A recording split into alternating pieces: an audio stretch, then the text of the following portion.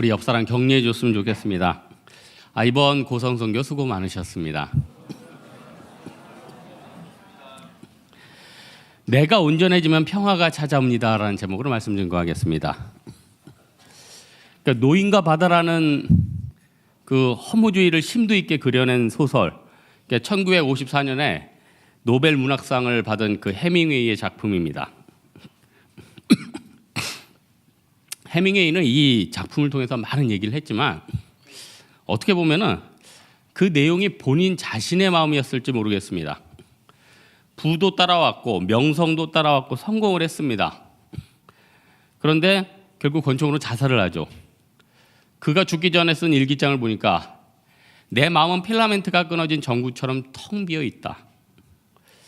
여러분, 우리는 한평생 살아가는데 성공과 승리에 사실 너무 목매어 사는 것 같습니다. 이제 성공과 승리가 다가 아니라는 걸 이런 사람들 통해서도 우리가 보지 않습니까? 세상 살다 보면 요즘 어린아이들도 경쟁, 또 이런 방송에 보면 뭐 아이돌 신인들 뭐 토너먼트 붙여가지고 올라가는데 참 그 나이 때 고생한다, 정말 피가 마르겠다. 세상에서는 철저히 뭐 수익률, 이익 이게 막 등락하고 하면 사람들이 안절부절하지 않습니까? 이번 선교 때 담임 목사님께서 요즘 황문우 목사님이 비트코인 얘기를 많이 해서 아무래도 황문우 목사가 비트코인을 하는 것 같다라고 설교를 하셨는데 저 비트코인 안 합니다. 제가 이 오해를 풀려고 오늘 설교 제목을 내가 왜 비트코인을 안 하는가 이걸로 잡으려다가 너무 좀 그걸 리얼하잖아요. 저 안 해요. 뭐 저는 빗썸인지 리플인지 그 차이도 잘 모르겠어요. 그러나 전 비트코인 하는 사람들을 비난하고 싶은 생각은 없어요. 일단 내가 그게 뭔지를 모르는데 왜 비난을 합니까? 생각해 보세요. 그리고 또 하나, 내가 모르는데 투자하고 싶은 생각은 더 없습니다. 여러분, 제가 짧은 인생을 살아오다 보니까 신학을 전공하고 목회만 한 20년을 해도 될까 말까인 게 목회더라고요. 식당을 20년 동안이나 해도 될까 말까인 게 식당이에요. 그렇다면 2년, 1년 듣고 남들 얘기 듣고 하면은 그게 성공이 되겠습니까? 상식적으로 판단해 보세요. 그러나 그 비트코인을 20년 전부터 연구한 사람이면 충분히 하고도 남죠. 이미 그 사람은 어떤 원리부터 흐름부터 다 꿰니까 그 사람들은 투기가 아니죠. 그 사람들은 투자죠. 중요한 것은 우리는 1등이나 수익률 때문에 사람들이 그것 때문에 목매고 그거 이루면 행복할 거라고 하지만 마음에 평화가 없으면 다른 건 아무것도 아니라는 거예요. 사울왕은 다 1등이었어요. 유복한 집에 태어났고 키도 크고 왕이 됐어요. 한 가지만 없었어요. 마음에 평화가 없었어요. 그러니까 결국 어떻게 돼요? 다윗에게 늘 비교하게 되고 악령에 쫓기게 되고 결국 어떻게 돼요? 다윗을 처단하려고 어떻게 보면 끝까지 가버리잖아요. 다른 거 다 1등해도 마음에 평화가 없으면 우리 아무것도 아닙니다. 하나님께서 마음에 기쁨 안 주시면 여러분 행복하지 않아요. 여러분, 우리가 사실 돈 버는 것도 행복하려고 버는 거 아니에요? 또 우리가 어떤 성취를 이루려는 것도 행복하려는 거 아니에요? 행복하려는 거 아니면은 뭐 그렇게 열심히 합니까? 이번에 고성선교 하는데 저는 너무너무 재밌더라고요. 경로당 사역하고 집회 끝나고 닭 먹고 또 7명이서 세상에 10마리를 먹었으니 그 정도쯤이야. 제가 일부러 10마리를 시켰어요. 우리만 먹을 수 없잖아요. 지나가는 사람 주려고. 얼마나 깊어요, 마음이. 4마리를 주변 팀에 줬어. 제가 생각해도 너무 신의 한 수였어요. 만약에 7명이서 5마리만 시켰으면 그걸 지키려고 얼마나 치열했겠어요. 각설하고. 마음에 평화가 있을 때 정말 우리의 삶이 아무리 요동쳐도, 지금 사실 세상은 요동쳐요. 우리나라가 지금 평안합니까? 남북 대치돼 있죠. 정치 대치돼 있죠. 중국과 일본 양쪽에서 쪼고 있죠. 여러분 직장이 지금 행복하고 평안합니까? 인원 감원하려고 하고 경쟁의 업체 붙였다 그러고 가끔 미친 사람 나와가지고 원가 공개하고 지금 다 사느냐 죽느냐 이판사판. 이때 하나님이 주신 평안함만이 내 삶을 지킬 수 있는 힘이 되는 거예요. 세상의 많은 종교들이요, 이 마음의 평안을 얻기 위해서 마인드 컨트롤을 많이 해요. 그래서 베트남 출신 그때 노벨 평화상 얻은 스님 여러분, 틱 나핫이라고 여러분 기억하세요? 화라는 베스트셀러를 써가지고 전 세계에 굉장히 영향을 주신 분인데, 이분 얘기는 이거예요. 우리가 어떤 영화를 보러 가기 위해서 설거지를 하는데 그 설거지 하기는 귀찮잖아요. 영화 보는 거 재밌어도. 그때는 마음에 설거지할 때 평화가 없다는 거예요. 그때 천천히 명상하라는 거예요. 이 설거지하면서 이 설거지를 통해서 내 마음이 정말 행복해진다, 순화된다. 여행을 위해서 어떤 목적지에 도착하는 것은 행복하지만 장거리를 운전하는 건 피곤하잖아요. 그러면 빨리 가야겠다는 생각을 내려놓고 목적지까지 운전하면서 가는 시간을 즐기라는 거예요. 마음을 바꾸라는 거예요. 그래서 부처님께서는 화를 다스리기 위해서 여러 도구를 주셨대요. 의식적인 호흡, 의식적으로 걷기, 화를 끊어안기, 그와 나의 내면과 대화하기, 이런 도구를 통해서 화를 대처한다는 거예요. 좋은 말이긴 한데 여러분, 우리 인생에 있는 모든 문제들이 마인드 컨트롤만으로는 됩니까? 저 사람 안 미워야지, 그게 됩니까? 분노를 잘 쬐야지, 그게 됩니까? 마음에 막 진짜 어떨 때 우라통이 치밀고 분노가 있고 정욕이 들끓고 그 하루하루를 견디기 너무 힘들 때가 많다는 겁니다. 그래서 리차드 포스터는 영성 관련 책에서 기독교는 다른 종교와 달리 마음을 비우는 게 아니라 마음을 성령으로 채운다는 거예요. 여러분, 우리 마음 가운데는 굉장한 욕망들이 있습니다. 욕망들. 근데 그 욕망들을 잘 생각해 보세요. 이제 10년 있으면은 다 어떻게 보면 필요가 없고 쓰레기 같은 게 될 수도 있어요. 저 예전에 그 전도사 때인가요? 핸드폰 있을 때 그 핸드폰을 이렇게 열면은 이렇게 안에 내용을 확인할 수 있잖아요. 근데 폴더폰이라는 게 나와요. 겉에도 화면이 탁 있어요. 탁 뜨면은 겉에 볼 수 있는 거. 저거 가지면 너무 좋겠다. 근데 여러분, 지금 저희 집에 하나 굴러다니는데 그 골동품입니다. 그때 그토록 갖고 싶었던 것들 지금 쓰레기예요. 우리 장년분들은 집에 버리셨는지 모르겠네. 무스탕 한 분씩 갖고 계시죠?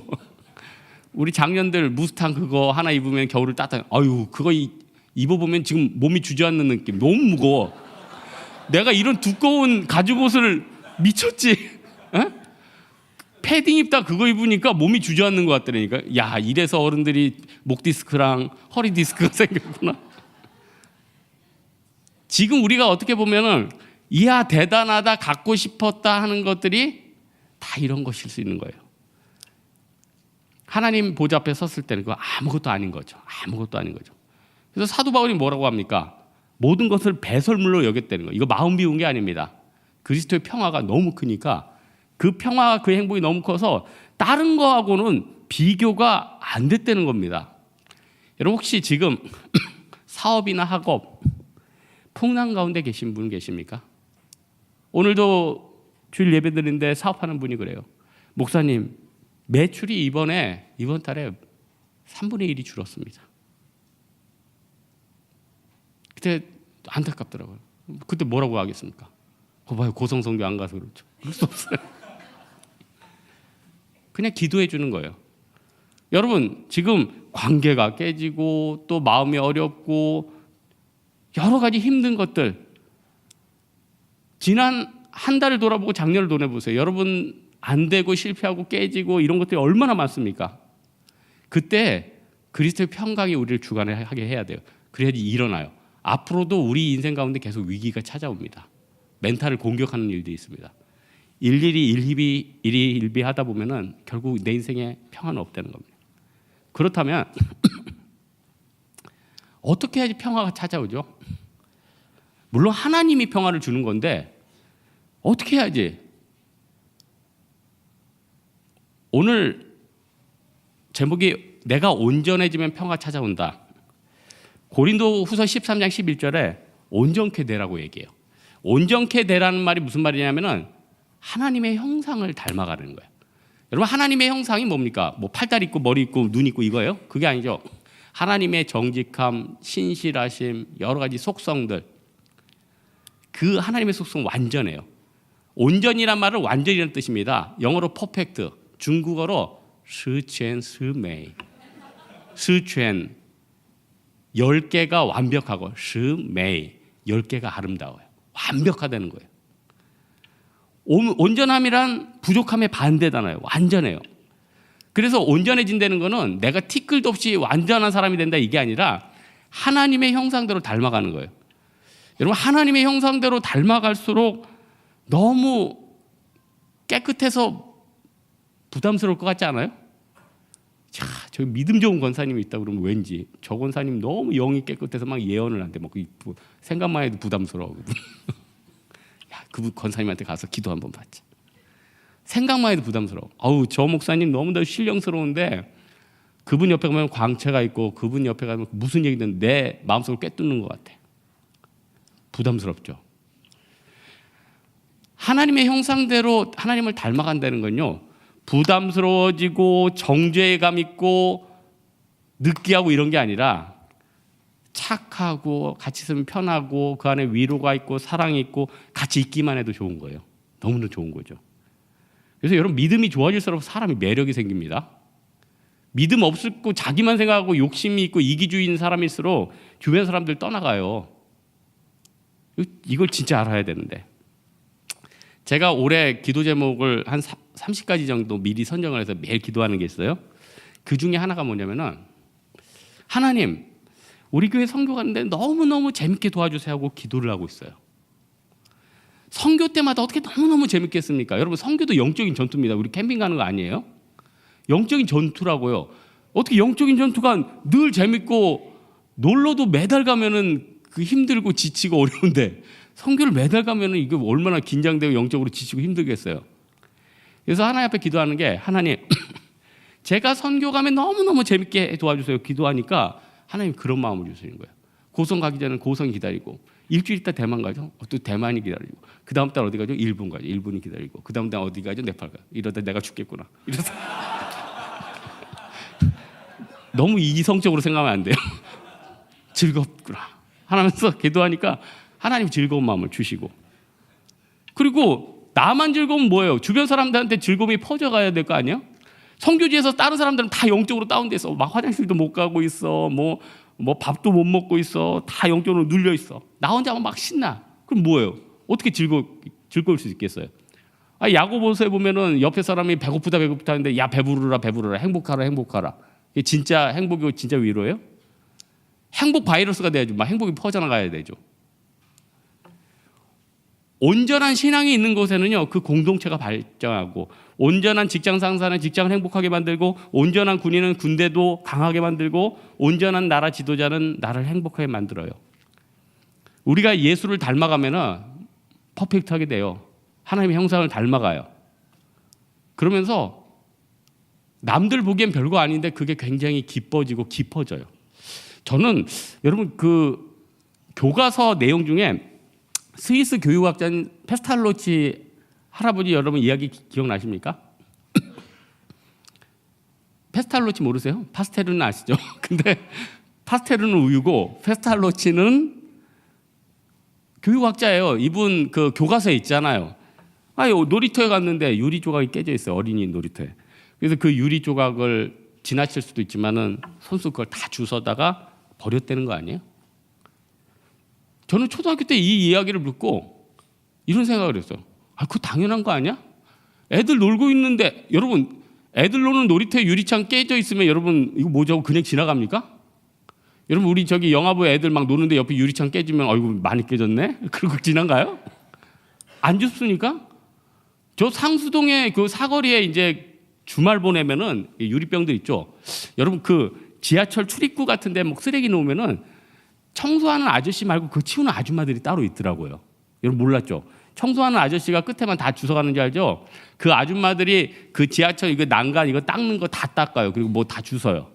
그래도 이 주변에 이제 유흥가들이 좀 있으니까 병들이나 술병들이 있으면은 저는 꼭 그 병 주워다가 치워놔요. 아니 차가 지나다가 유리 깨지면은 뭐가 좋아요, 여러분? 다치고 보기도 안 좋고. 아 그리고 뭐 이거 제가 자랑하는 거 아닌데 지난주에는 여기 교회 앞쪽 건너편에 할아버지가 쓰러졌더라고. 아 제가 무슨 여러분 보니까 내가 그 할아버지 업은 거 아닙니다. 아 당연히 할아버지가 쓰러졌으면 업고 옮겨야 되는 거 아니에요? 아, 옮겨줬죠. 그 뭐 그게 상 받을 일이에요. 그 당연히 그러는 거 아니에요?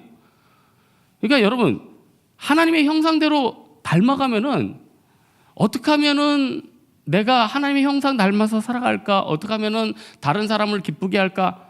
그게 삶의 가치로 변화되는 거예요. 근데 하나님의 형상을 떠나면 떠날수록 어떻게 해요? 자기 이익만 추구하다 보면 결국 얘기했죠. 사람들이 떠나가요. 혼자 남아요. 내가 성공하면 주변 사람들이 많을 거라고 생각하죠. 착각입니다. 나만 위에 있는 인생은 결국 나중에 키다리 아저씨 되는 거예요. 다 떠나가 버립니다. 사울은 하나님이 정말 큰 선물을 하나 줬어요. 왕이 되는 선물 말고 금수저 된 선물 말고 다윗이라는 사실 선물을 줬었어. 사울이 왕이 됐잖아요. 다윗을 줬으니까 그렇게 골치 아프던 골리앗을 처치해 줬잖아요. 그렇게 퍼져있던 그 군대를 이렇게 다 정비를 해가지고 블레셋을 다 물리쳐 줬잖아요. 그러면은 신하긴 신하지만 얼마나 좋은 친구입니까? 이런 좋은 친구 만날 수 있습니까? 자기가 죽이려고 해도 결국 다 세워주죠. 얼마나 친구 됐으면 사울은 왕권을 유지하는 걸 넘어서 평생에 이렇게 좋은 사람을 계속 데리고 있을 수 있는 그런 은혜가 있었다는 거예요. 자기 수준이 안 되면 친구가 떠나가요. 이거 너무 중요한 사실입니다. 여러분 주변에 너무 좋은 사람들을 하나님이 많이 보내줬는데 나의 이기심과 내가 하나님 앞에서 하나님의 형상을 따라하지 못해서 떠나간 사람이 얼마나 많은가. 여러분 인생이 행복해지려면 주변 사람들이 행복해야 되는데 과연 행복합니까? 저는 오랜만에 어제 선교 끝났는데 친구한테 전화가 왔어요. 안 받았죠. 너무 오래되니까 받기가 싫더라고. 오늘 문자 보냈어. 여러분 금주 신문 보니까 요즘 20, 30대 트렌드가 바뀌어서 친구끼리도 해외여행 같이 안 간대.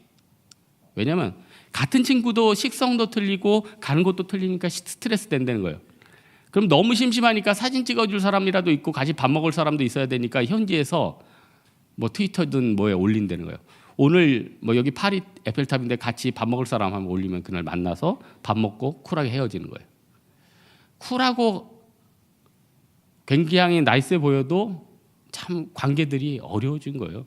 관계들이 너무 여러분 우리 교회 이제 관계 떠나면은 진짜 세상에서는 이제 관계 없습니다. 절망하지 마시고 교회 안에서도 관계가 참 쉽지 않은 건데 교회를 떠나가면 안 된다는 거예요.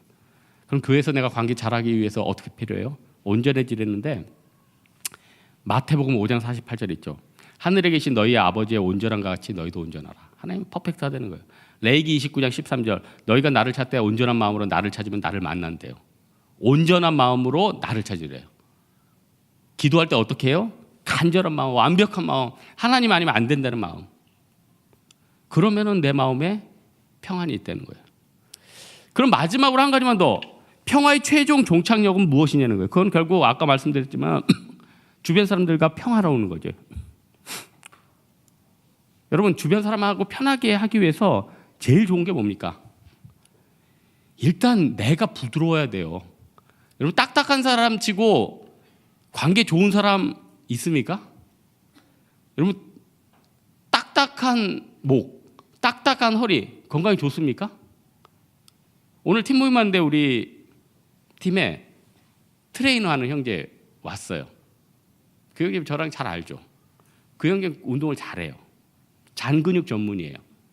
다른 트레이너들은 몸을 이렇게 벌크업 시키죠. 이 형제는 자기 몸을 잔근육으로 만들어요. 그리고 후드티로 위장을 해요. 그러니까 딱 봤을 때는 보통 사람 같아요. 그러나 이걸 들어내는 순간 뭐 그냥 뭐 기겁을 하는 거죠. 기함을 하는 거죠. 응? 잘못했다고 그러고 막. 근데 내가 왜 그 친구가 운동을 잘하는 사람인지 아냐면 그 친구 어깨를 만지고 가슴은 안 만졌어요. 허리를 만지고 하면은 이상하잖아. 남자가 남자 가슴 어깨를 만졌다면 다리를 만졌다면 엉덩이를 만져 말랑말랑해요. 운동을 잘하는 사람은 근육이 말랑말랑해요. 운동을 잘못하는 사람은 근육이 딱딱해요. 뭐 거의 경련이 일어나는 것 같이. 손가락 튕겨나와요. 제대로 된 건강한 근육은 부드러워요. 여러분 목 어떻습니까? 목 어떤 사람 목 딱 만들면 이게 부처네, 부처님이네. 딱딱한 사람들이 있어요. 돌. 이거는 건강하지 않은 거예요. 허리를 만질 때 딱딱한 사람들이 있어요. 에? 부드러워야 돼. 몸 전체는 부드러울 수 좋아. 배만 빼고. 배는 다 부드럽지만 많이 나오니까. 부드럽기 위해서는 결국 뭐가 필요해요? 내가 말이나 여러 가지 부르면서 내가 낮춰져 있어야 되죠. 16절에 보니까 서로 마음을 같이 높은 데 마음을 두지 말라고 하잖아요. 스스로 지혜 있는 척 하지 말라 했잖아요. 오늘 본문을 누구한테 썼습니까? 로마 사람들한테 쓴 거 아니에요? 로마 사람들은 특권층이에요. 로마 시내에는 한 명당 한 3-4명의 노예가 있었습니다. 로마 사람들은 면책특권도 있었어요. 국회의원만 있는 면책특권이 있었다니까요.